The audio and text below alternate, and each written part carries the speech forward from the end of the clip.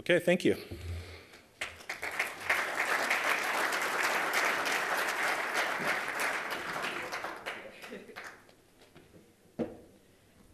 Thanks a lot. We're just moving sort of to the next presentations just to keep things on time, but I know these guys will be around if you have questions. Our next presenter is going to talk about the practicalities and strategies for integrating solar into a mine's energy supply.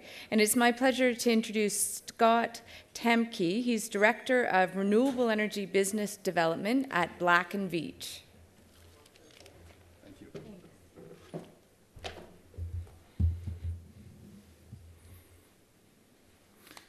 Good morning. How are you?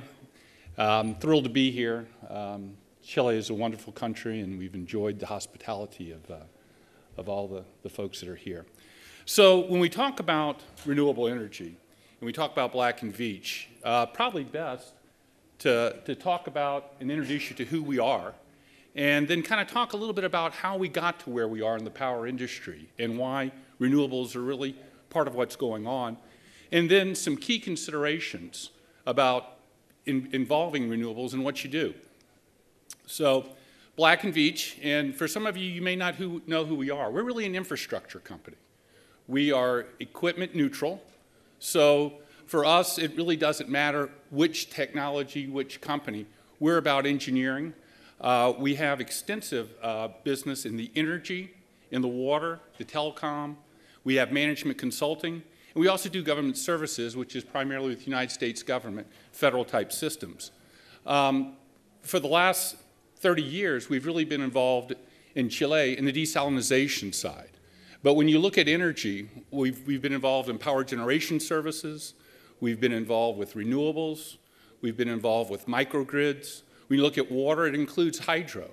And then telecom, we do both public and private networks associated with that. And management consulting really is that independent engineering. Folks know us from due diligence, from working with financial institutions, to help give them bankability on many different projects. But really think of us as an engineering company, a consulting company. We procure things, we also construct. So we're interested in all the different things that you're doing. So let's talk about the 100-year story of energy that really starts in the early 20th century. And Chile is really interesting in it because you really started in the late 1800s. As you turn the century, you're involved in hydro here, and a very effective use of it in the mining, and also for the population around the mines. But we really have this power conversion technology that's happening here. We've got turbines, we've got steam engines, we've got hydro. And then as we start to look at energy, energy really turns to the different fuels. What's really going to fuel it? And so we look at coal, we look at oil, and of course with hydro we have the water. And when we look at transporting it, it's really important to understand that there's this battle between Tesla and Edison, AC/DC, who wins. But as we go forward with it, it really comes down to the technology, the conversion technology, the economics of the fuel that you're dealing with, and then how you're going to transport it. And so that really becomes electricity to the masses. So the early advancements really sit back and say, hey, internal combustion engines, steam boilers, they're going to grow in size. And we have this from the 1920s to the 1970s. We really look at this expansion. And to really make it very personal, it's going from 80 homes to 800,000 homes per power generating facility. And then we have this AC decision, alternating current, that sits back and says, hey, it's no longer a distributed model. It's becoming a centralized model, and it's going to really go from neighborhoods to cities and regions in the points of use. So once we hit the 70s, we've got a real emergence in technology that goes forward. And what happened in the United States and happened throughout the world kind of rippled. And that was we had an energy crisis that came in with the oil system, the oil crisis, and we had an environmental movement that happened almost coincidentally. And all of a sudden, we have this birth of renewable energy. We've got windmills. We've got solar installations. And I graduated in 1983 as an electrical engineer, and I remember dealing with solar panels. And I remember they were expensive. I remember that, gee, it was an interesting idea. I remember wind was sort of, people were starting to mess with it. And so now when we look at the 1980s and 2000s, energy storage. becomes something that's really valuable. So what we're going to do is we're looking at the technical solutions that really turn to practical applications. So when we look at today, and this isn't a subway map or a train map, it kind of looks like one of those crazy things somebody might design. What it's really showing is the efficiencies associated with photovoltaics. And if you look to the far left, you'll see 1975. When you look to the right, you'll see 2015. If you look at the upper half, those are really government and special laboratory type inventions or things that happen that they're getting better efficiencies. But when you go about midway, that really becomes a commercially viable photovoltaics, which are going forward. So you've got a real increase in efficiency. But this is what's driven the business, this pricing curve right here. So take 1977 through 2013. Look at that drop. Look at that drop in price. When you're looking at $76 a watt down to 74 cents a watt, all of a sudden we've got something that makes financial sense. Because it really doesn't matter if it's a good idea if you can't make money with it, if you can't put it into a system and you can't use it. We can't complete the conversation about photovoltaics and renewables without talking about energy storage. I've heard it over and over at this conference, and that is the intermittency, and we like to call it the variable energy of solar and renewables, is a problem for baseload. It's a problem for dispatching in just greater metropolitan areas and in regions. We see it in California. California is dealing with a lot of the same issues that you guys are dealing with, and that is how to take this variable energy resource and employ it in a way that really makes sense. So storage technologies become extremely important because when you look at it, it's that time-shifting capability or that demand response capability. Yes, up in the north of Chile, up by the mines, you have a level load. But as you move into the central area, you have what we call the duck curve, to where things start high, fairly high in the morning, they drop off as people go to work, and it comes back in the evening, it goes up. And there's two ways of looking at this, pump and hydro storage. And that's not necessarily new as much as it is specific. And part of the specificity is having to have water and having elevation. Well, you're uniquely positioned in Chile for that. And I know there's some restrictions associated with that, but it's something that should be considered. And then battery storage. Battery storage is the next great thing coming forward. We work with battery storage people on a daily basis. We have relationships with Tesla. We work with other folks. So we understand that right now the big bet is lithium ion. And it's such a big bet that Elon Musk is putting a 5 gigawatt plant in Reno, Nevada. 5 gigawatts a year he's going to produce in batteries. Not to be outdone, the Chinese are going to do a 35 gigawatt plant over in China with Samsung. So what we have are people making big bets. But unlike the efficiencies associated with photovoltaics, battery storage is really coming down to chemistries. So you had manufacturing technology driving photovoltaics. You've got a chance for a real sea change with the chemistry side of battery storage. So there are other types of chemistries, and you can see them listed, but one of the really hidden ones is a flow battery. And so as we go through this, it'll be extremely interesting as this dynamic world changes to see what the winners and the losers are in this. But you can be assured that there will be advances. So this is somewhat of a complex slide, so I'm going to take some time just to kind of go through it with you.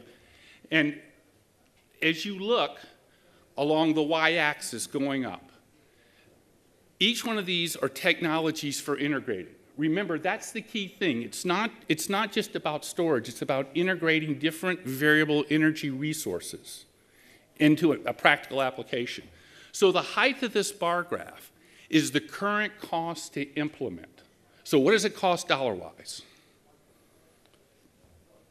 The shaded area is the maturity of the technology. And so if we look at storage, it's not a very mature technology. But the width is the potential impact. And so this tells the story of why battery storage is really important.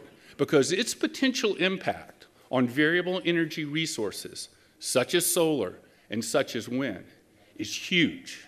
So when you keep an eye out for what's going forward, those are the things that really become very, very important. And I hope that I explained this well enough for you guys to grasp what this means in the industry going forward.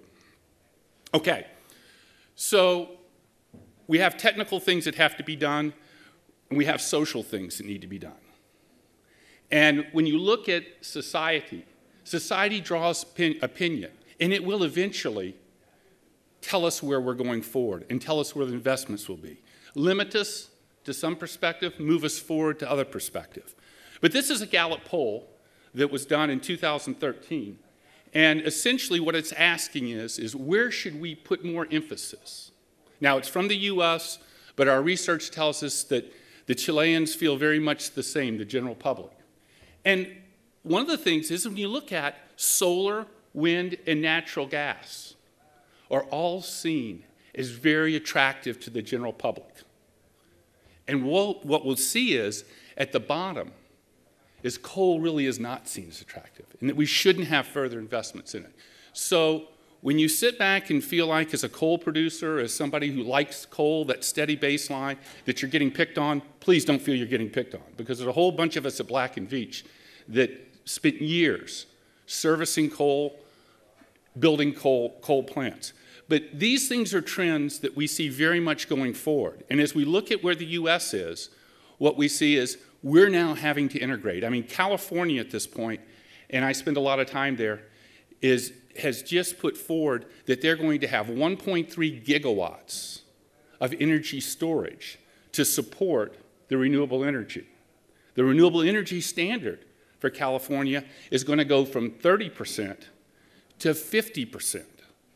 So that means half the time you're going to have renewable energy as part of the usable energy mix, not the capacity, but the usable energy mix. So while this may not be stuff we want to see, it may not be comfortable, it's really a leading indicator of where we're going. So let's make the case for renewables. Okay, so we're going to break this down into just three real fundamental questions. Do I have a proven technology? Right? Nobody wants to invest in a first of a kind. Nobody wants an experimental car, right? Wheels might fall off. So we got to have a proven technology because we're business people. Do I have a quality fuel source? Well, that's one of the things that Chile is fantastic if we can figure out technology and business-wise how to do it. You've got the second best sun in the world here. And every other fuel source that you're bringing in, you're having to bring in. You don't have natural resources in the terms of fuel besides your sun and your wind. You're dealing with a great disadvantage even though you have great opportunities. And then can we get the power when and where it needs to be? These are these challenges we see with your transmission structure. These are the challenges we see with the different types of load curves depending upon your grid areas, the privatization of some transmission lines, and also the need for an active independent system operator to run your transmission or regional transmission authority. So when we look at it, these three fundamental questions really beg to us. Now, the technical considerations are very interesting because at Black & Veatch, while we're very technical and we're very engineers, we have to be business people too, and we have to look at how we meet those business objectives. So one thing is really understanding that true power requirement. To think that you're going to replace your baseline fossil generation with renewables is folly. It's not going to happen. But it can be part of the solution. And so integration is going to be a big deal. How do we work with things? In other words, can part of a desalinization plant, as we understand more water is going to be needed for the mine processes to go forward. How do we start to couple in things that make sense? Do you really understand the technologies you're going to make an investment in? That's really, really important because you're going to make an investment CapEx-wise in these things. Integration. So we call them variable energy resources and distributed generation. So when we look at the integration of those things, That's very, very important. You're not going to find a single point. There's not what we would call a silver bullet that takes care of everything. Available land resources. Well, that's one thing that doesn't seem to be a problem from what I can tell up at the mining areas. But really what you're looking at with PV solar, just so you get a perspective, is about 1 megawatt per 5 acres. So it can be a little less depending on spacing and other things, and as efficiencies get better, and they will continue to get better, but that's what you're looking at. And then understanding mining and the process and the needs associated with the mining industry. So part of our philosophy at Black & Veatch is to hire experts in those fields, integrate them into our business. Because it's not just about us selling a technology to you, it's about us understanding. And we think that's something that's really needed in this area right now. So in the business area, overcoming that paradigm of intermittency. Wow, that's a big one, right? I wish we had an answer for that. We'd close the conference off and we do really well. But we've got to understand that these energy resources are variable, and how do we do it? The employing of energy storage, different things like that. The core understanding of the risk to using solar versus offsetting traditional. Well, we may not want to think about it, but we have risk with our traditional generation. We've got LNG prices that fluctuate. We've got coal. We've got gas prices we're importing these different things. So putting a dollar to it's important and understanding what that means. And then evaluating all the options. One of the resounding themes I've heard over and over again is, how do I get financing? How do I get PPAs? How do I not go build something and have it worth zero with the output of it? Getting rid of that spot price situation. So as we put these things together, as we work with clients here, one of the things we're looking at is, how do we couple these things together? Finally, I'd like to show you some core competencies that we actively work on and that are part of who we are. And so desalinizations, we're currently working with that in Chile. Solar PV, we actually do consulting, we do detailed design, and we do engineering, procurement, and construction. Battery storage, we're actively part of that. Hydro, this is a picture of a pump storage in South Africa. Transmission and distribution, we're very active in that. And traditional gas. So we think these different things are core pieces of the puzzle that needs to go together to solve the Chilean process. Thank you very much.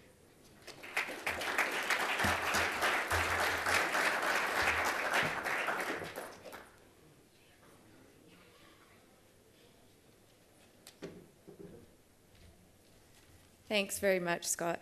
We're now going to switch gears a little bit and start talking about the opportunities for saving diesel for off-grid mines. We've talked a lot about utility-scale projects for grid-tied mines, and that's actually, Chile is the only market where we see real opportunity for those types of projects currently.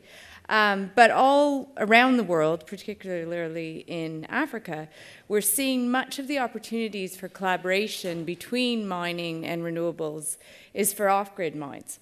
So we're going to hear about two very unique case studies where mines have integrated wind and hydro, and then we're going to have a discussion.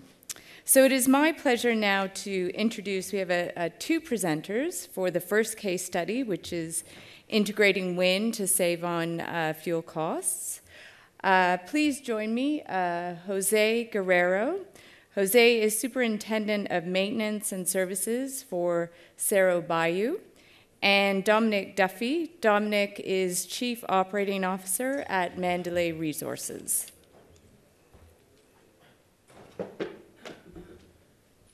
Thank you.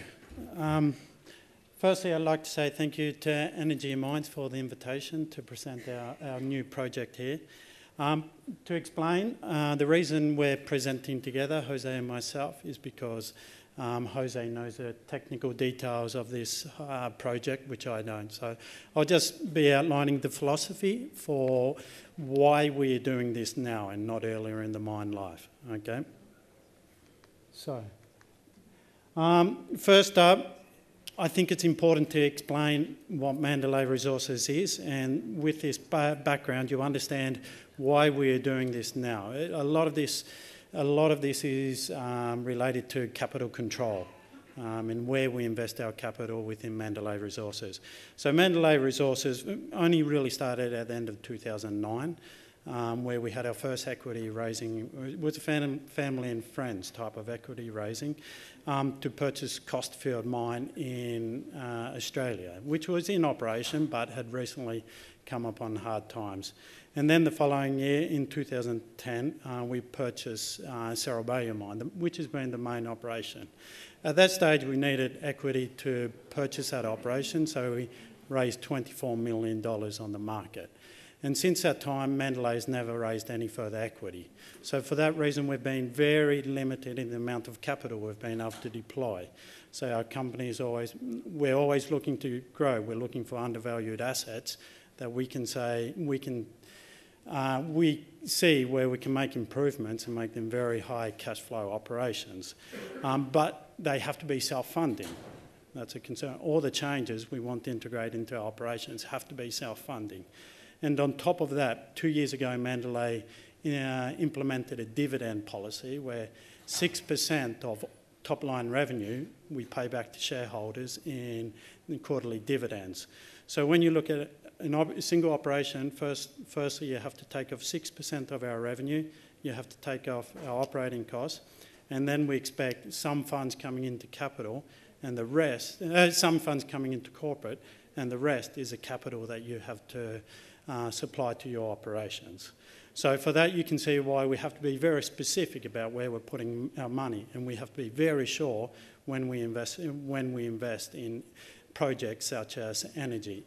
And another thing, we always look for alternatives of using our own money, which is what we've chosen with this, together with REM Energy. So, focusing more specifically on Cerro Bayo, the operation in question. So it's an operation that's been in operation since 1985, was operated by a single owner who, in the financial crisis, they came upon hard times, so shut the operation down. And then we got it at quite a discounted price. And since that year, we've been upgrading production every year on end. So it started off at 700 tonnes per annum. It's 700 tonnes per day production, and we're currently producing 1,400. So it's been quite a big ramp up in both production and energy use over those years. So we have seen a dramatic increase in our energy costs concurrently with the petroleum price going up as well. So at the moment, it's pure generators operating at site, so it's diesel generation, which, as you can imagine, being down in southern Chile, the southern side of Lago General Carrera, it's extremely expensive. We have to barge all of our diesel across. So, sorry, it's in Spanish, so I'm trying to translate. When we purchased Cerro Bayo, we realised that one of the major cost-saving areas would be energy costs, being able to implement renewable, some reusable energy to lower our diesel consumption. So, and currently we have 3 mines operating underground mines that have their own power station, and we also have a second power station operating our processing plant and auxiliary infrastructure. So identifying the themes for energy at Cerro Bayo. So first up, approximately 15% of the cost for Cerro Bayo are related to energy. So you look at that and you think that's not very high, but really it is, because Cerro Bayo, the type of operation it is, they're narrow vein mining. So we have an extremely large workforce. It's 450 direct employees and over 110 contractors for something that produces only 1,400 tonnes per day. So a massive chunk of our costs are labour. And then when you look at the rest of our costs, by far, the next significant cost is energy. So it's very difficult. We halved the workforce from the previous owner, so it can't really go any further. And so our next step for looking at significant cost savings is energy, and it's only other real point we can look at apart from lifting production. So, as I mentioned, our energy is generated from two powerhouses. So the first one is our processing plant powerhouse. This is 6 CAT generators that were installed in 1985. So you can imagine the efficiency has deteriorated over those years, and actually they're not very efficient at the moment, but it's our main source. And then we have built a more modern powerhouse down at the mines, which is around about 1.5 kilometres from the processing plant of 4 megawatts. So, and I need the notes to go. Yeah, that's no problem. Any questions before we get energy back? So, as I said, our diesel costs are actually higher than what you generally have, and a large factor of that is because we're barging our diesel across El Lago General Carrera. And this is a ferry that is actually used for the whole town of Chile Chico. So we get that 1 day a week, and if the barge... Sorry? Okay. So if the barge isn't operating, if due to high wind conditions, the barge can be stopped as well. So, and we may be forced sometimes to go through Argentina or around the other side as well, which lifts our costs as well. There's only 2 operations operating in the region that have similar situations. You'll be hearing about one directly after this, the other one, who we have been following quite a bit in what they have done, because they have had more capital available to implement a lot of what they're doing now, and they're following on from their successful results. We've been able to implement our plan a lot easier. So now stepping to why we're doing it now and not earlier. Of course, the first reason was the capital. We have to be very careful about where we deploy our capital. For the first 3 years of operation, we just really didn't have any available, because we were always continually reinvesting our money in exploration. When we purchased Cerro Bayo, it only had 2-year mine life. So we had to continue drilling to be able to get up to the life that we wanted. And what we needed was a mine life that could recover the capital investment within that time frame. So nobody would invest, obviously, a wind generation farm with a 2-year mine life. So our objective, speaking with REMS Energy and several others, you were probably always looking at you'd need a 5-year mine life to be able to do this economically, and that's 5 years after construction. So Cerro Bayo is, and what we're looking at is, at the moment, we're doing it in phases. The first, it's only going to be quite a small plant at the moment, 1.6 to 1.8 megs, and that keeps us, because as you know, the wind generation is quite variable, so we don't want to push it too hard early on as well. And it is open for increasing the amount of turbines we are installing in the future. So this is a graph you can see, which is the life of mine is based on reserves. So we've been increasing. The issue we had 2 years mine life when we started, and we were producing 800 tonnes per day. We're now producing 1,400 tonnes per day, virtually double. So even if you are adding reserves, your mine life's getting shorter because your production has been increasing. We're quite steady state at 1,400. That's what we expect to keep at going forward. But so what we were looking at was this point here, where you've got 2.5 million tonnes of reserves. We're mining 500,000 tonnes per year, so you needed 500,000 tonnes of proven reserve before this operation could be feasible. And we feel confident that we can keep that level going forward. So once you've got or actually we expect to lift it, but so that when this plant is up and running, you still have that 5 years left in front of you. We're not concerned with that. We expect to have at least 10 years in Cerro Bay going forward with the exploration success we've had to date. So the themes related to the financing of this operation. I've spoken a lot about capital investment, and ideally we don't like to spend the capital. We like if somebody else can. So there were two, firstly there were several areas we looked at alternatives for wind. The only real other alternative was hydro, which being in the Isan region you would think is a very feasible option.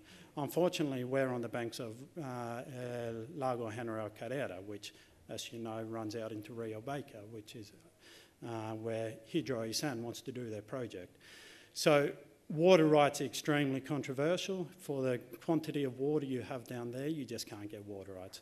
So the people who currently have the water rights for the rivers running into General Carrera, you're pretty much limited to negotiating with them. So we have spoken to them, but unfortunately you can't, with what we could come up with, we just couldn't get the payback period back to down to 5 years, so that it's worth their while investing with Mandalay to build the plants. If we could get around about 10 years life in front of us, it becomes a very feasible option to integrate the hydro generation with our wind. So the idea was we began speaking to several companies, and the reason we selected REMS at the end of the day, because they had already had success down there. They worked with Altoki and built the wind farm there. And they were very flexible in the financing that they came up with, or that we came up together. So what they've allowed us to do is it's a 5-year high cost wind generation that drops down to virtually half the price of following years. So what that allows REMS Energy to make sure that they can amortise their initial capital investment. We still do have savings within those first 5 years, but it's definitely not the savings that you expect from a wind farm in comparison to a diesel generator. So we're probably only saving a third of probably only a third lower than the actual diesel generation. But then going forward, those 5 years going forward, that actually more than halves, the REMS Energy cost more than halves, so it becomes over 60% cheaper, the wind generation as opposed to the diesel. So it's been quite a good financing package that we've come up with, and it works very well for both REMS Energy and ourselves. So in the first 5 years of operations, we're expecting, so we will be having a 12% saving on our total generation, and as I mentioned, 30%, and the wind generation will be 30% cheaper than the actual diesel generation. And then the 5 years, from 5 years going forward, we expect an 18% reduction in our wind generation, just from the wind generation. That's without speaking about the hybrid system we'll be implementing to link up the two current plants that Jose will be touching on. So I can hand it over to Jose now because he knows a lot more about the specifics of the plant. Buenos días. Bueno, un poco para explicar las características de nuestro proyecto. Va a estar compuesto por 3 aerogeneradores tipo modelo Vestas de 600 kilos. Eso se estima que nos esté entregando una capacidad máxima de 1.8 megawatts. La altura de las torres son de 44 metros, el diámetro de las aspas 44. Y eso está combinado un poco con lo que hemos hecho durante los últimos 5 años, lo que es generación, que nosotros hemos ido transformando una generación diésel mecánica con gestión cero, digamos, con operación manual, a una gestión un poco más automática con la decisión que tomamos en el año 2010 en comprar generadores QAC1000, modelo QAC1000 de Atlas Copco, que nos dan mejor rendimiento de combustible y poder usar el controlador que hasta el momento, después de 5 años, podemos dar la seguridad que a nosotros nos da un respaldo muy alto, en el sentido que hemos podido hace ya 2 o 3 años estar generando en forma automática, lo que ha significado que los últimos 2 años nuestros presupuestos de generación, que siempre han sido muy importantes en la compañía, lo hemos ido bajando alrededor de 9% y 4% o 5% el último año. Esta es una vista de que tenemos el torre. En la foto superior, la número 2, se ve la zona de la compañía. En el cerro que se ve en el centro es el cerro Coihues, donde va a estar ubicado finalmente el parque. La lámina 1 muestra una vista del oeste hacia digamos, Argentina, hacia el este. Somos frontera con Argentina, 5 kilómetros. Esa es la zona física donde va a estar. Nuestro sistema interconectado, en las líneas naranjas, trabajamos sistemas aislados. La generación de planta se dedica 100% a la planta de procesos propiamente tal, y a las instalaciones que están cercanas, como bodega, administración y otros edificios. Y la generación de mina, que era local también, distante a 2 kilómetros de la zona, estaba dedicada 100% a lo que es la generación para las operaciones de mina. Nuestro sistema, que hoy día estamos, digamos, integrando, junto con la parte eólica, considera un sistema integrado en que ya está en proceso de terminar las redes eléctricas, una sala de control que le pusimos como esquema, en general un sistema de escada que va a manejar toda la energía, las 2 fuentes de energía de planta de generación diésel y la generación eólica, que eso nos permitirá también tener un mejor control de toda la generación que podamos tener, tanto de eólica como diésel, hoy día, que es a través de personas que están encargadas de estar viendo, obviamente, y manejando de forma manual ese sistema. Aquí hay una representación también de los beneficios que en teoría nosotros vamos a obtener, una reducción en las emisiones de CO2, obviamente la energía de los generadores tiene menor impacto, lo que va obviamente a traer también muchos beneficios para el tema ambiental, los bonos de carbono que también están asociados a este tipo de proyectos, y obviamente que no está aquí, pero también es representativo, es el tema de que somos una zona eminentemente de mucho viento, y obviamente era incongruente que nosotros no pudiéramos tener algún proyecto de este tipo, más cuando tenemos el recurso en forma abundante. Los aportes clave en encontrar las soluciones alternativas a la energía fue integrar las políticas ambientales como estrategia. El consumo de la energía era necesario, obviamente, y nosotros necesitamos establecer procesos claros y criterios para revisar y decidir alternativas de energía. Asegurando una decisión ecológica, debe también adaptarse y estar 100% alineada en la toma de decisiones de la inversión de capital. Permitir el tiempo correcto para llegar a la decisión correcta.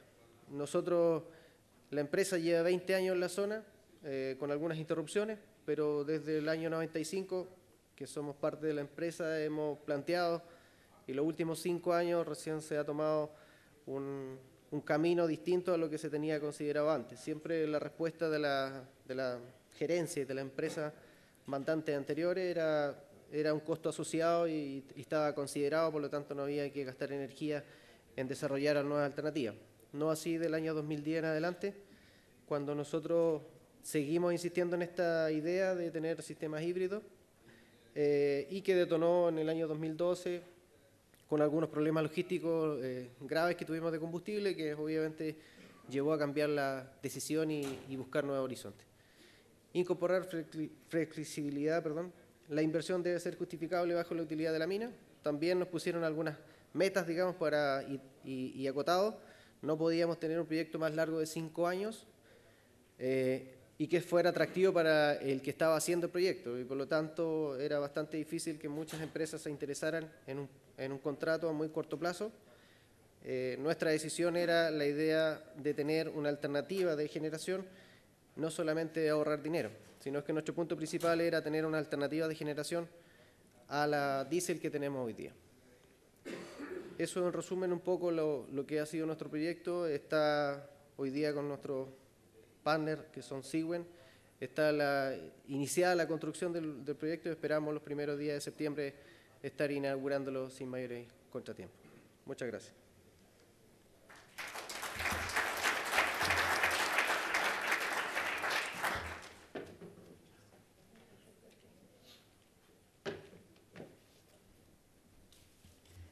Thank you, Dominic and Jose. We're now going to move on to our next case study, which is wind and hydro.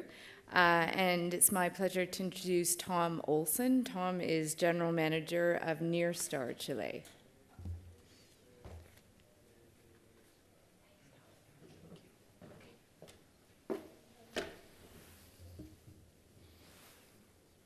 Good afternoon, everyone. What you're going to see is can't believe how close the similarities are between what we're doing and Cerro Bayo, but we'll walk you through a very interesting project that we have with El Toki. El Toki is owned and operated by Nearstar. Nearstar is a Belgian company. According to the capital market, it's the largest on the Belgium Stock Exchange. They purchased the property from Breakwater Resources in 2010, and it's located 800 kilometers south of here. It's and about a 2-hour drive north and east of Coyhaique. It's in a remote region, and as a result, we're off-grid. And the groups that owned the mine over the years had done a very good job in terms of foresight in ramping up production. When the project was founded in 1983 is when production started. They were only processing about 400 tons a day. Currently, we're processing about 1,800 tons a day. It's lead, zinc, silver, and gold. We have the same issues as Cerro Bayo does. We have about 3 years of reserves ahead of us because we're an underground operation. But we've had 3 years of reserves ahead of us for the last 30 years. So the possibility or the potential for additional resources and reserves is pretty positive. The number of people that we have working for us are around 400, with a couple hundred as contractors for concentrate haulage and for catering services. We're processing about 630,000 tons a year. 42,000 tons of zinc in concentrate is programmed for this year, 1.8 kilotons of lead, 8,900 ounces of gold, and 117,000 ounces of silver. What we have in our hybrid system, the main source of power currently is diesel gensets. We have 2 units of 1.2 megawatt and 3 units of 1.6 megawatt. For hydropower, we have 2 Francis turbines from Spain, 1.1 megawatt each. And to end the hybrid system, we have 6 windmills supplied from France, 0.23 megawatts each. So we have the total installed capacity of 10.8 megawatt, and as I said, we're off the grid, so we're strictly self-propelled, self-generated, and we've had some days where we've consumed 6.3 megawatt. Generation, diesel is 54% of our consumption, hydro is 37%, and wind is 8%. The total average cost per megawatt hour produced is $148 a megawatt hour. Oops. Here is a very good representation of where our dry season is and where we have to rely on diesel generation versus water. And you can see our dry season is February, March, and April. And our diesel consumption is much higher during those 3 months. And then as the river flow increases, we're able to operate our hydro at its maximum capacity. Wind is variable. You can see through the blue portions on the screen. Oops, sorry. Through here. It's variable with the climatic conditions as well. And another representation with the flow in cubic meters per second of the river.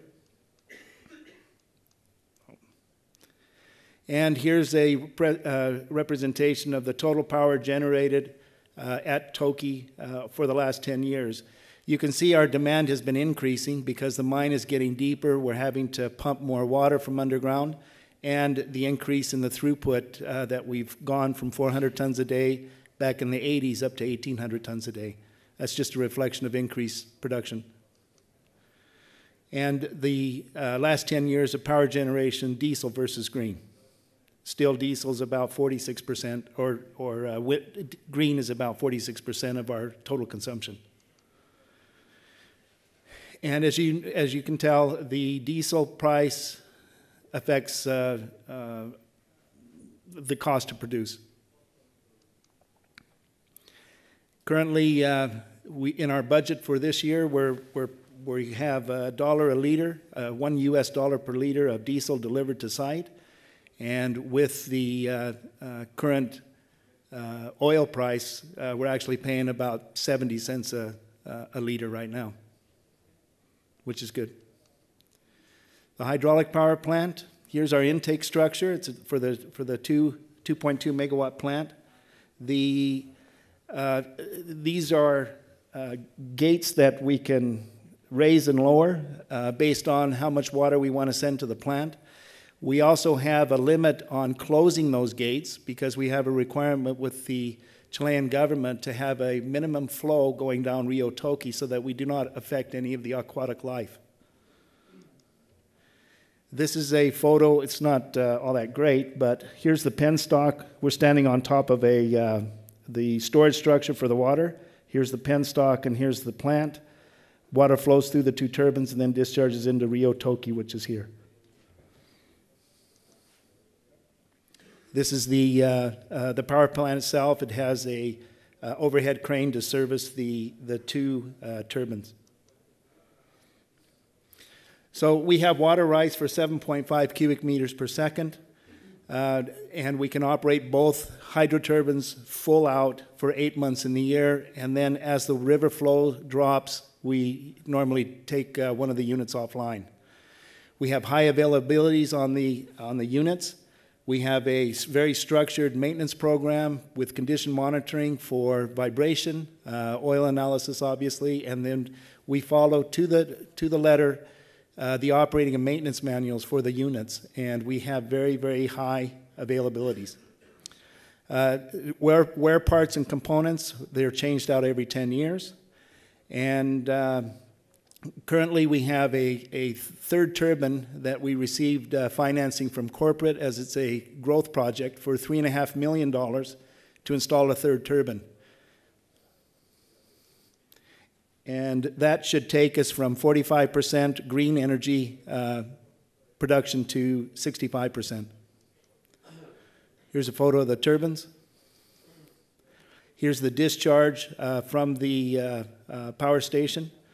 We've actually seen salmon and trout in that canal. So if you want to come fishing, you're more than welcome. It took us a long time to get the second set of water rights to allow us to put the third water turbine in, and it also took us quite a bit to get corporate approval to spend the $3.5 million. But it's underway. We expect to have the third turbine online in this September.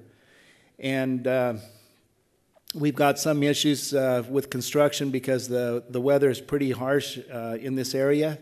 During the winter, we'll have temperatures as low as minus 15, and that's about what we're heading into right now. Also, the skill level of the people in the region is quite low, so we've actually had to bring some other people in from up north to help us during the construction of the machine. For our wind farm, they're produced in France. We have 6 units. They're 250 kW each, 3-phase, the 2-speed operation, 31 and 47 RPM, 2 blades per unit, and they're 55 meters high. They don't look all that impressive until you see one on the ground, and I have another photo to show you of that. The maintenance is set up on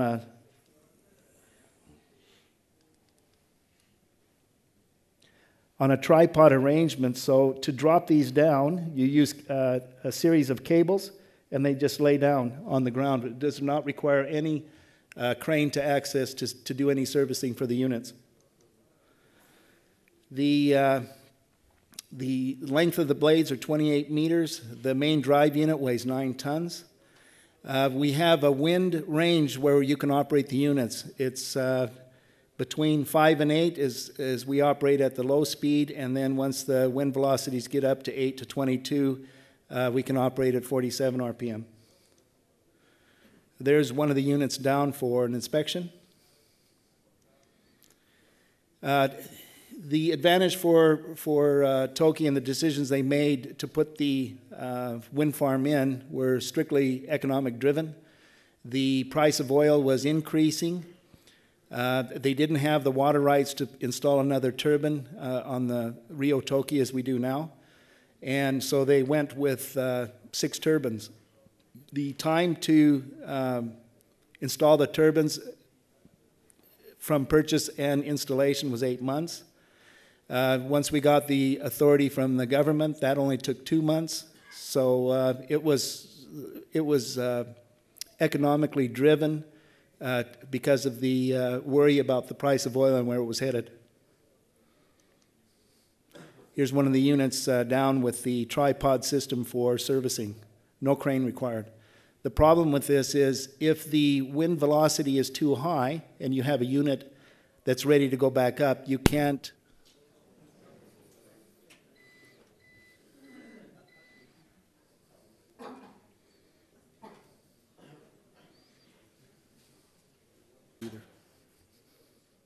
Wait a little bit.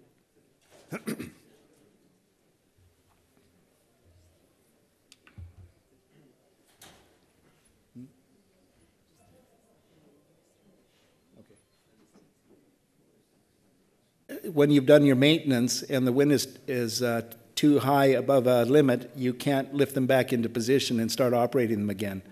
Conversely, if you have a unit that's gone down in operation and the wind is too high, you can't drop them down to do maintenance. So it's very varied for availability just based on wind velocity for the units themselves.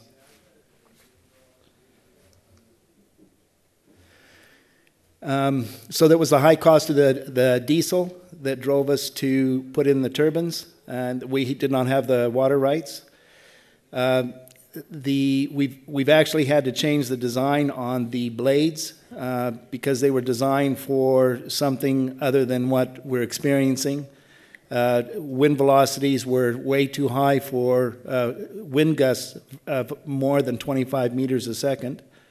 And when they get that high, we actually have to turn the machines off as well. But the wind gusts, that velocity pretty much never lasts more than 8 hours. But we do have a lot of wind. So it was a good decision to invest. Here's another picture of the unit. You can see the size of them. They're quite large.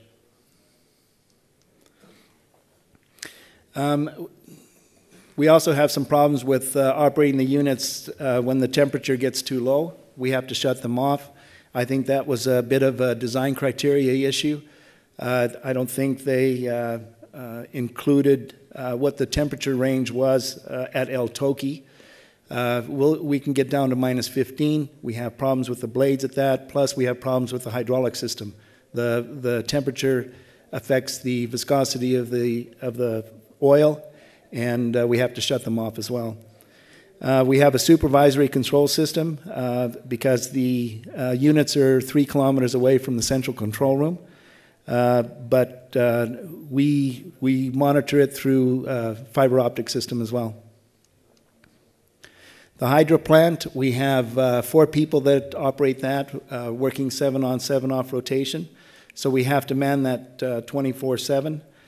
And again, because we have a very dependable maintenance crew for our power generation, because if we didn't, it would affect our productivity. We every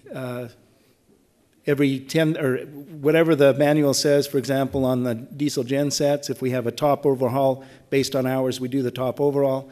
If we have a major overhaul, we do the major overhaul. But once the units reach 60,000 hours, we change the genset out completely. With respect to the turbines, the water turbines, we do maintenance on those and monitor vibration and check the oil routinely. So we have high availability with those. And we don't have high availabilities on the windmills because of the issue with the velocities. If they go down and the wind's too high, you can't bring them down to do maintenance. And if the wind is too high and you've done maintenance and you want to put them back into service, you can't. So that's just an unvariable that we have to learn to deal with. So the estimated annual savings on diesel for the third turbine is about 6.5 million liters. We are looking at a 2-year payback, which falls within the reserve base that we have for Toki.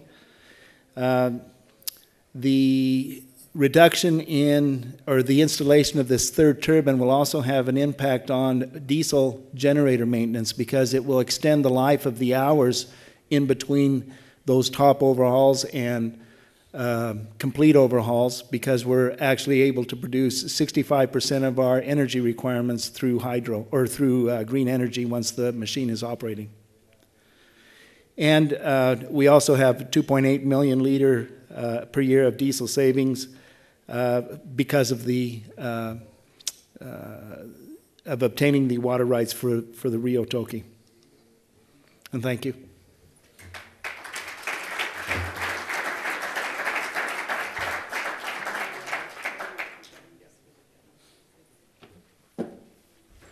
Thanks a lot, Tom, and really interesting project. Great to hear that you're going to meet 65% green energy. And coming from Canada, it's wonderful to hear that -15 is described as cold. We're now going to carry on this discussion on hybrid solutions. And I'd like to invite Marcus Fender to stage. Marcus is the Managing Director of Atria FS Smart Energy Solutions. Joining Marcus is Pablo Alonso. Pablo is Communities and Environment Director at Minera Berta. And I'd like to invite Dominic to stage again as well, and Tom.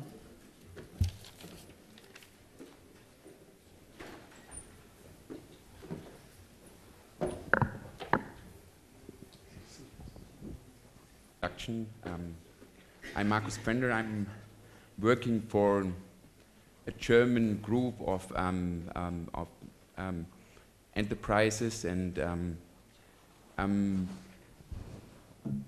it's a very, very international company with a lot of presence all over the world in 60 countries, and one very important office also here in Chile.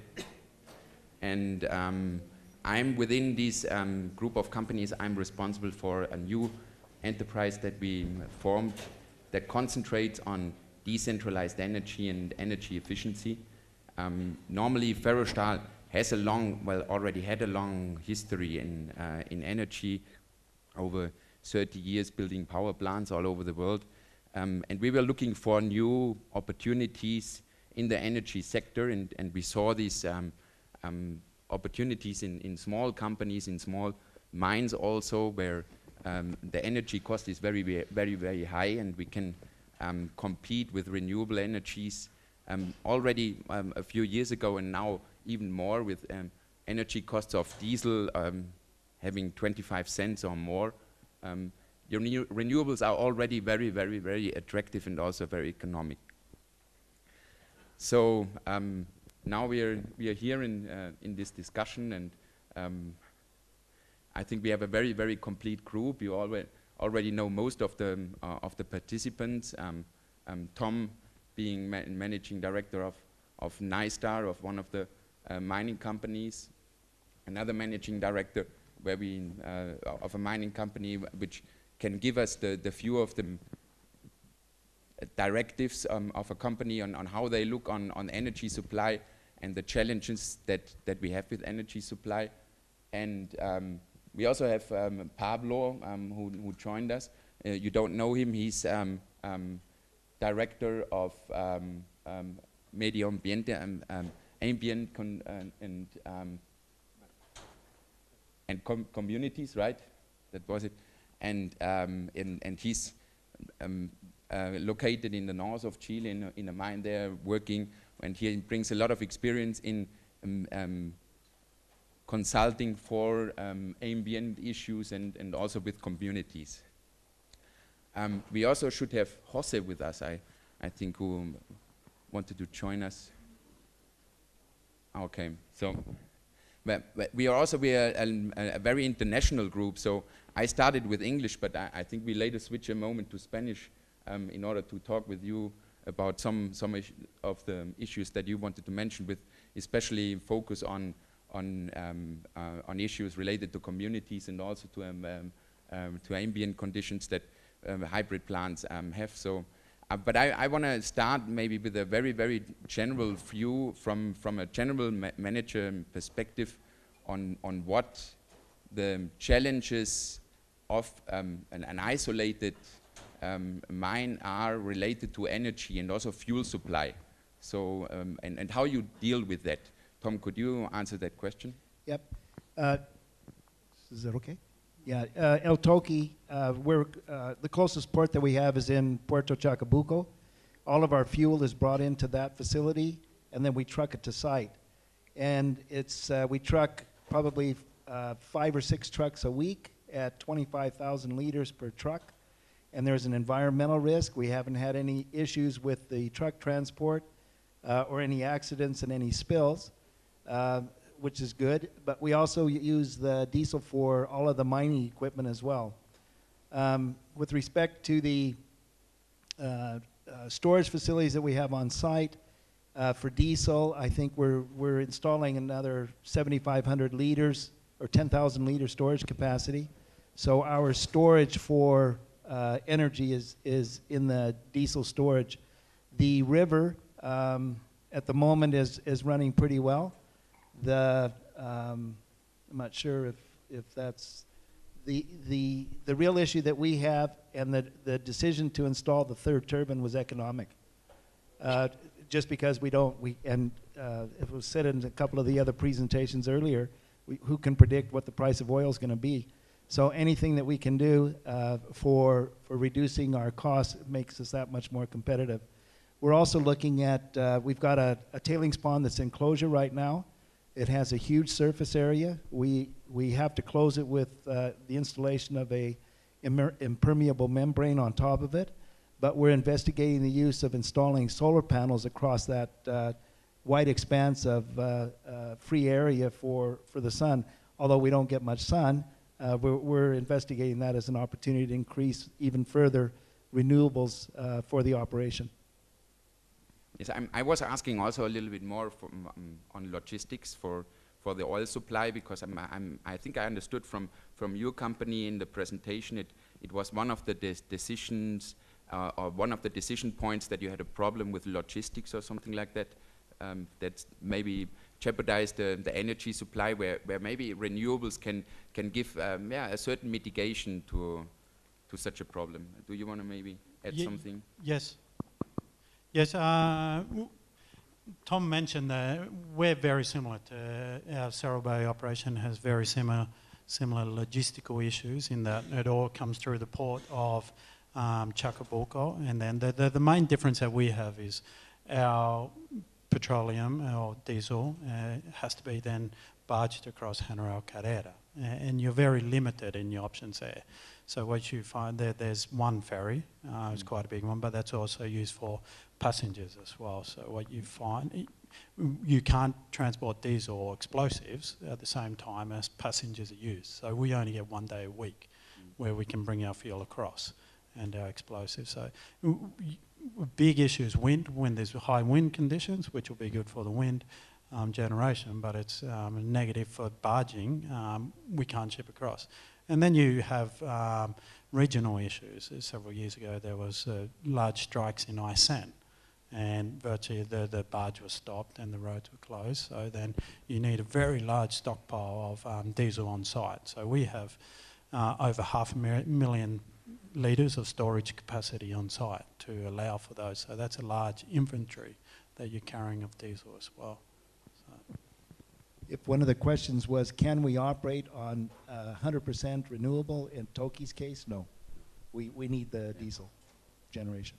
Yeah, yes, but I mean, on the storage, I don't know, you mentioned 500,000 liters you have on storage. How many days of operation is that? Well, that's maybe 15 days. Okay, so that's quite long. And is it the same more or less for you? We have about 3 days. 3 days. Yeah. So that means eventually if there is a strike or something going on or whatever, you run out of power. And I understand that for a mining company, this is a huge amount of money that is in stake. So if you cannot produce several days, this is something very important finally also for your earnings, right? Revenue generation for Toki at today's prices is about $250,000 a day.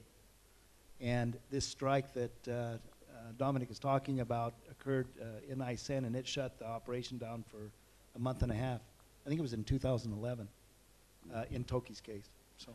In our case, because of the storage, what we did, we stopped our processing plant because that was the largest consumer, and we kept underground mines running because we realised if we had the plant running, there would only be 15 days. But we could continue for the month and a half just with the mines operating because we have a excess capacity in the processing plant that you could catch up.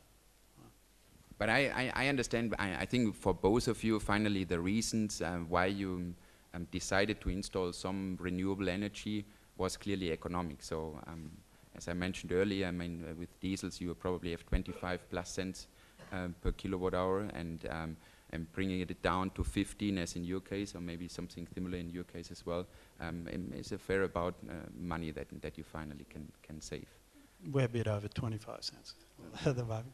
So another thing that we've done also, because you do see the petroleum price has dropped drastically over the last few months. When we were looking at Mandalay as a whole budgeting, what we saw is that actually diesel costs, petroleum costs, were about 40% or 30 to 40% under what we budgeted. So, and we don't see that as being a long-term price. So we actually took out a future call on we calculated our whole petroleum production for 2015, and we locked in that price, the actual price from about 3 months ago for all of 2015, which is another way. It gives you the stability for such a high petroleum user, and gives you a little bit of a stability for your operating costs for the following year. So I'm going to switch a moment to Spanish. Pablo, hemos hablado de los beneficios económicos que al final tiene una integración de energías renovables en una mina aislada con operación con diésel. Ayer hemos hablado, vosotros tenéis una mina de cobre en el norte, donde estáis justo frente de la construcción, y estáis pensando también en introducir energías renovables en el suministro de energía. Tú, como especialista también en asuntos medioambientales, ¿ves algunos beneficios más que solamente económicos ahora, desde tu punto de vista de vuestra mina? Tenía esa idea y después de estos 2 días, pero seguro que sí. Antes que nada, quería agradecer a Energy and Mind por la invitación, agradecerte, Marcus, por esta coordinación, y tanto a Tom como Dominic por las experiencias. Nuestro proyecto es un proyecto pequeño de mediana y pequeña minería, está ubicado en la 3ª región de Atacama, se llama Sociedad Contractual Minera Berta y tiene dos polos, una parte de extracción, chancado y leach en Inca de Oro, a unos 15 kilómetros al oeste. Esto es la localidad de Diego de Almagro, en Chañaral, y después se produce ahí un PLS que es transportado en camiones hacia la zona, una actividad que quedó fuera de servicio y de operación hace bastante tiempo, que es la minera Trinidad, la planta Nora que está ubicada ahí. Tanto lo que es la planta Nora para lo que es SX y electrowinning está conectada al sistema interconectado, o sea que ahí no es el problema que al cual estamos analizando y viendo.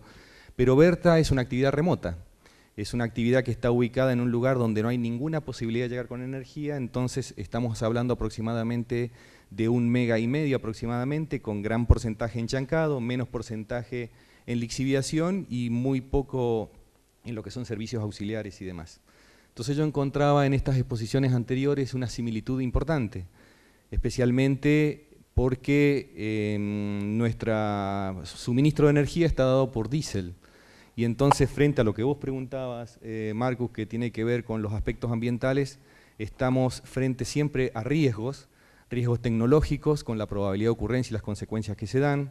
Me imaginaba el tema del transporte en un recurso hídrico, que eso también tiene que ser bastante delicado y controlado con sus planes de contingencia y demás. Y por otro lado, los altos costos de llegar a lugares alejados. Lo que sí, después de todos estos 2 días y de estar hablando con muchos de ustedes, lo que vemos como totalmente atractivo es la posibilidad de hacer un sistema híbrido, pero especialmente con sistemas fotovoltaicos, especialmente porque le dan las condiciones de ecosistema en el lugar, donde podemos ver la gran diferencia que se da en la Patagonia, con las grandes posibilidades de direcciones y velocidades más continuas de viento. No es lo que nosotros tenemos allá, tenemos direcciones totalmente asimétricas y diferentes, y tenemos velocidades también muy diferentes, pero sí condiciones totalmente y excelentes para hacer sistemas fotovoltaicos. Así que de hecho, esta condición la tendremos en cuenta con todo nuestro equipo de trabajo y de ingeniería, porque nosotros no somos faena, somos un proyecto que tiene resolución de calificación ambiental ya para trabajar. Estamos haciendo todas las condiciones de permiso frente al Cernagiomín de lo que son los proyectos técnicos de rajo, botadero y planta, y estamos también con planes de cierre, y estamos muy próximos, ya prácticamente tenemos muy cerca del financiamiento y de la ingeniería, o sea que sobre el segundo semestre de este año ya estamos empezando a construir y operar. Muy bien, gracias por tu punto de vista. Aparte de todos esos beneficios, seguramente que hay también algunos retos, ¿no? Retos también quizás medioambientales. De punto de vista de permisos y todo eso, ¿tú ves alguna problemática relacionada con introducir renovables en una minera? No, yo lo que veía, y se ha estado hablando también en estos 2 días, es en primer lugar que en cuanto a las emisiones, que el SEA, el Servicio de Evaluación Ambiental de Chile, está siendo muy exigente en cuanto a la evaluación de las emisiones. Ahí hay un efecto totalmente y significativo favorable, el hecho de utilizar un sistema que sea fotovoltaico frente al sistema diésel, que tiene emisiones importantes, pero que no son significativas a las poblaciones alejadas. Puede ser una emisión importante, pero no es un problema de inmisión para la localidad cercana. Y ese es un tema interesante a tener presente. Por otro lado, lo que comentaba recién, el riesgo en cuanto al manejo, que tiene que ver con transporte, que tiene que ver con almacenamiento, que tiene que ver con derrames y todas esas cuestiones de diésel. Y por otro lado, como son grandes extensiones, especialmente en el lugar donde está ubicado el proyecto, que ya ha sido evaluado todo lo que es el polígono de evaluación ambiental, hay lugares seguramente que pueden ser totalmente aptos para la instalación de un sistema de paneles fotovoltaicos, y seguramente, como también se dijo, creo que el primer día, la Dirección de Monumentos Nacionales y de Patrimonio son muy exigentes en cuanto a recursos arqueológicos que se puedan llegar a tocar en la zona, y en cuanto a flora y fauna no hay ningún problema en esos lugares, a diferencia de lo que puede llegar a darse en el sur, donde veíamos en las fotos la importante variedad y especies de vegetación que hay. We were talking a little bit, I think you understood, also about the permitting and process and so on. So from your presentation, I learned that it was quite a bit of time and work to get permits for your hydropower plant, while for a wind power plant, it fairly quick. I think it was 2 months and you had the permit. So there is a clear difference. I think for hydro it's quite complicated, while wind and solar, it looks quite easy to get the permits and quite fast to install finally. Yeah, for the case of Toki, it was the water right. It was all. expand from 5.7 cubic meters per second to the 7.3. That was the delay. Environmental permitting, it wasn't anything associated with that. It was the right to the water. Okay. But on the wind farm, it was very, very quick. Pablo. Sí, quería también agregar que al tener una resolución de calificación ambiental y tener evaluadas las condiciones tanto arqueológicas como de vegetación, de flora del lugar, seguramente que para nuestro caso, si llegáramos a realizar un sistema híbrido con paneles fotovoltaicos, lo que hay que presentar en ese caso es una pertinencia, que es un informe donde directamente no se presentan las condiciones totalmente mejorables a las condiciones ambientales y por lo que no se debe presentar una declaración de impacto ambiental para esa actividad. Which is a clear benefit for... So, coming now a little bit to the technical questions, the projects that you have constructed, well, in your case it's about 45, I think, right now, of a percent that you produce renewable. In your case, a little bit lower, and I think. I think it gets up to around about 16 to 18%. It'll be when the wind is blowing. Yeah. So I understand the integration, a part of the problem, the very specific problems that you had with the turbine was quite smooth, so you didn't have any problems with instability, because I understand from an industry point of view this is also a sort of concern where you say we need a certain stability of power, we don't want to handle continuous power cuts or frequency fluctuations and so on. Was that a concern, and how did you finally deal with it? Do you want to start, Dominic? Definitely, it was a concern, and that's where the whole hybrid system comes into place. So we, at the Cerro Bayo operation, there's quite a bit of flexibility with the amount of generating power you do have. The processing plant powerhouse has 6 megas, and then down at the mines, that's a further 4 megas.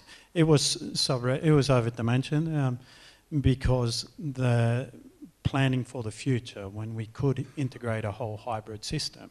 So we want to be able to have something that those 4 megawatts down at the mine could take out when the processing plant isn't operating, it could run everything at site as well. So all of the workshop, the pumps, everything else.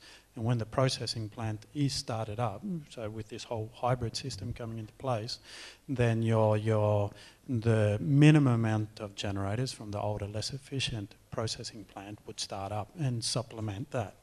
And then but having such a large capacity of generating power, if your wind is down, then that, or if the wind is too high or too low, then it does cover for that variance in alimentation, in feed of the actual wind generators. And at a future date, if we ever can put in a hydro system, of course, that adds to that. We always do need the backup and a larger backup. So, and just reiterating the point of Tom's that the issue was water rights. Going forward in Chile, the hydro is even though it's very efficient way of generating, there's just a water rights complexity here in Chile now, and the issues surrounding it is almost making it unfeasible to some degree, which is it's disappointing because it could be it is a very efficient way of, and could really help with the energy needs of Chile. So we hope then moving forward, what we're talking about is quite small generators, it's quite small hydro plants that really don't have much impact anywhere. They're actually quite efficient. I can see the concerns with projects such as Hydrosan, etc., where you're closing whole rivers, but hydro plants of 1 to 2 megs, it's a shame that they are suffering as well as a result of this. Yeah, for the generation of power from the hydro is very, very steady, and the generation of power from the gensets very, very steady. The only variable is the wind. And we've got excess capacity, as does Cerro Bayo, in diesel generation to manage that. And that's why we have to have operators there constantly monitoring the wind generation so he can react and bring gensets online or take gensets offline. That's the control. And what actually happens, I mean, you mentioned that at a certain high wind speed you have to stop production because the turbine cannot handle the high wind speed anymore. And this is a sudden drop of power that you have in your grid. I mean, as long as you're prepared, I think it's not a problem, but does this affect somehow the stability of your grid? No, it doesn't affect the stability of the equipment or anything like that. You just have to be mindful and watching. That's why we have control room operators available 24/7 just to watch that. Now, we have been studying, I mentioned we were also looking on some mines and alternative energy supplies for isolated mines in Chile. And we saw the chance even to go up to 100% renewable production in power in one moment, not in terms of energy all over the year, but in good days produce 100% of power. Is this something that you would even consider, or are you still a little bit skeptic? Definitely would consider it. We're actually in feasibility stage in northern Chile of the Chayicoyo property. So we've definitely got our eyes open for what are the best options for being able to feed this mine. There's quite a grid line that passes relatively close to the mine, but nothing is certain when you're at this stage of the operation. So we've seen the success of Otoki. We've followed that quite closely, so we don't have any concerns about having renewable energy supplying and part of the energy to our mine. And if there's a future option for 100%, definitely we're on board. And mainly for a cost perspective too, as well. You always have to try and lower costs where you can, and that is huge part of our costs in Cerro Bay. To a less extent, it will be in Chayicoyo, but being a new project, obviously you can do anything going forward. So. Same for us. The investment in renewables is preferred, provided we could get additional water rights. I would do that first before investing additional in the wind. But obviously it makes us that much more competitive because it keeps our operating costs lower. And so for sure, we would invest more in renewables. If we could be 100%, we would do it. So I understand your experience with the integrating renewables directly in an isolated site has been very positive. So it resulted in a cost reduction and didn't really add significantly to complexity or whatever compared to the usual operations that you have ongoing on site. We don't know yet. It's in construction, but hopefully yes. Look, we're in quite a good situation that we're using the same company that our Toki have used, so hopefully they've ironed out all the problems, and we don't expect there to be any issues at all. Yeah, the thing that drives us is available capital. As Dominic was saying, we have every year exploration program to find more reserves for the operation, and it's quite significant. So we balance that with doing the right things in terms of investing in our number one cost, which is energy. Energy costs are number one for us. So we need to keep the business going by exploration, and we need to keep the infrastructure up to where it needs to be so that we can keep competitive. That's a good point that you bring up with capital availability. Nevertheless, I mean, you have two very different approaches finally in how contractually integrate renewables in your ongoing business. So, and you finally, nevertheless, also that capital is always short. You decided to buy the equipment and operate it yourself, while you preferred Dominic to go for a PPA solution. So, can you explain a little bit the reasons why you finally decided not to look for a PPA and directly buy the equipment? Yeah, it's a corporate structure that we have. The purchase of the additional turbine is a growth project. It's not sustainable. It's not a compliance capital requirement. So it was funded by the corporation. And showing that we have a 2-year payback, which is less than what the reserves that we have are, it was pretty easy to sell.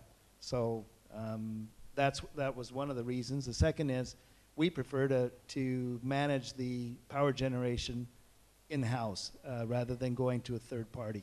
It provides us more control. It gives us more guarantee that we'll meet our production requirements if we have control over the power generation. And so that's the two-step decision for that.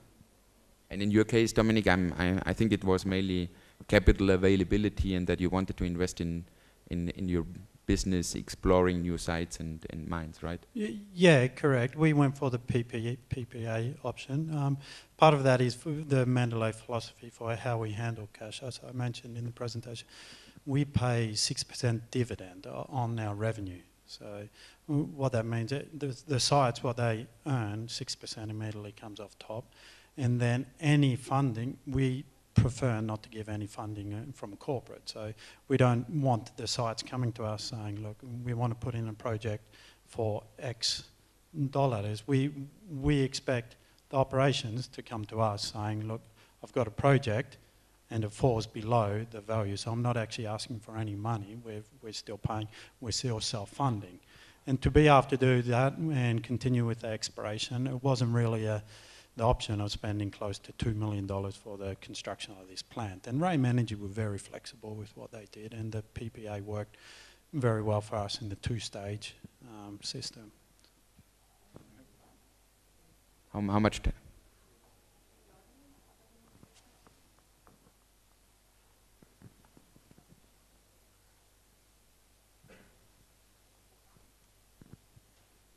Thank you. Hello. My name is Axel Schmidt. I have a question to maybe Pablo and Tom, because of the regions so different. Did you ever think about a storage system also in your system? Because you talked about increasing your renewable share, and stability of the network. Maybe Tom, en español, me interesa la idea como han pensado en un sistema de almacenaje también, como del sistema fotovoltaico en tu caso, o del sistema de eólico híbrido en el caso de Tom? Yeah, for Toki, the only storage that we have for energy is the diesel that's in the tanks. The river, all we do is take a portion of the flow and run it through the turbines to produce energy. When there's not enough flow in the river, we produce less energy through the turbines, so we have to consume more diesel during that time. Wind is variable, but we haven't investigated anything in terms of putting any additional storage in for the renewable like the wind. We just haven't done it yet. It's a possibility, but we haven't investigated it. Okay, thank you. Sí, para nuestro caso está todo evaluado para diésel.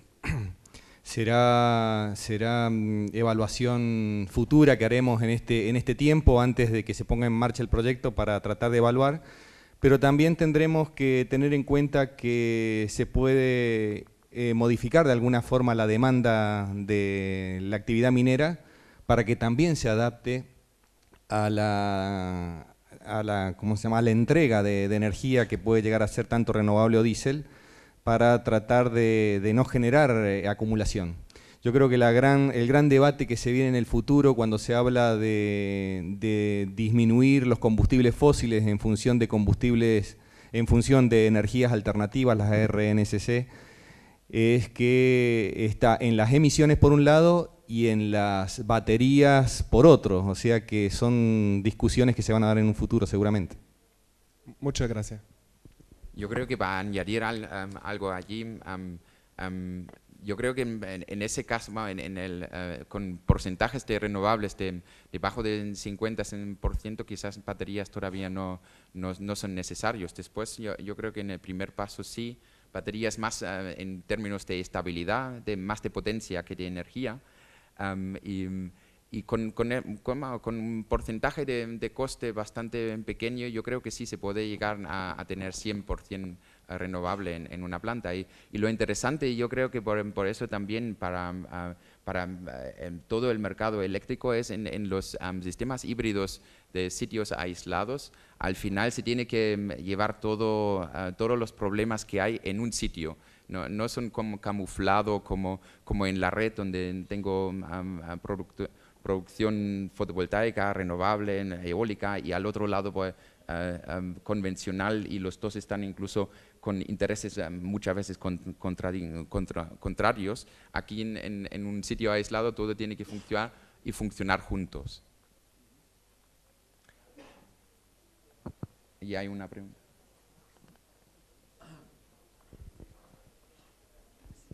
Hi, Daniela Ruff with Golder Associates. Thank you for the very interesting presentations. I'm just curious about the turbines that were selected. I know you probably weren't part of the turbine selection process, but you don't normally see the two-blade design. And I'm just wondering sort of your perspective on that. Have you found that it's quite noisy? Or, I mean, obviously there's a benefit of increased efficiency using that design, so you're going more for production rather than aesthetics, which is quite important for your site, obviously. The other question is, you know, in retrospect, would you have changed the design in terms of how to do the maintenance, the lowering mechanism? Would you have preferred a different style of the turbine based on your current experience? Yeah, you're right. I wasn't involved in the decision for the turbines, so I can't comment the two-blade versus the three-blade. But the for efficiencies, for sure, you would get higher with the other, but it's a bit late for us at the moment. With respect to the maintenance, I think it's a very novel way to maintain the systems. We don't need a large crane on site. We can drop them down. The only issue is the wind constraint. If it's too high, we can't touch them, and that affects the productivity of the machine. But other than that, they're noisy, and they're big, and they're tough to maintain. But they do the job. The other question I had, just to continue, is I understand that you're using refurbished or remodeled turbines. Is that correct? I sort of understand from previous presentations by Ram that... Yeah, because of the high gusts and wind speeds, we had to reduce the length of the blade to manage it. That was the only change. And then I think, I'm not quite sure what the original design of the blade was, but now it's a reinforced fiberglass. Okay. So it's a little different. So I guess my main question was, I've seen other presentations by Ram, and they've actually used, like, not secondhand, but kind of turbines that have then been refurbished in order to reduce the CapEx costs. Is that the case with your particular turbines? No, these were purchased new. Okay. Yeah. Okay. Thank you. I believe that they refurbished the turbines for your project, right, Dominic? No? Oh, okay. Any other questions? Okay, I just have one final question, and then we'll wrap up. We've got two excellent examples of mines in the south and one smaller operation in the north. Where else in Chile do you see opportunities for microgrid projects for mines?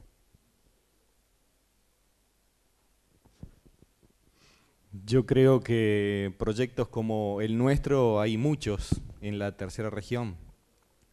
Se pueden advertir, si uno se mete en el sistema de evaluación ambiental, se encuentran todos los proyectos que hoy en día están en evaluación ambiental.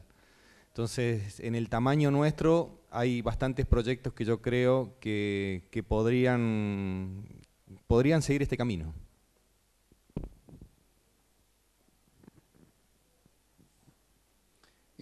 For me, in the region of Patagonia, there's a huge potential for mineral, but the issue I think that everyone would see is the investment in infrastructure. There isn't any. You have to put in your own roads, you have to put in your own power. There's lots of people that don't want to see dams put in the region, even though we have a lot of water that would generate a lot of hydroelectric. So you have that issue as well. And the last is the region where we are, there's only 100,000 people. So you've got a skill issue for people, but the potential for additional mines in the south is very high as far as I'm concerned. There's a huge potential. Okay, so thanks a lot for your participation. And Muchas gracias a ustedes. Gracias. Thank you very much to this panel. And we're going to break for lunch now, and we'll come back at 2 o'clock.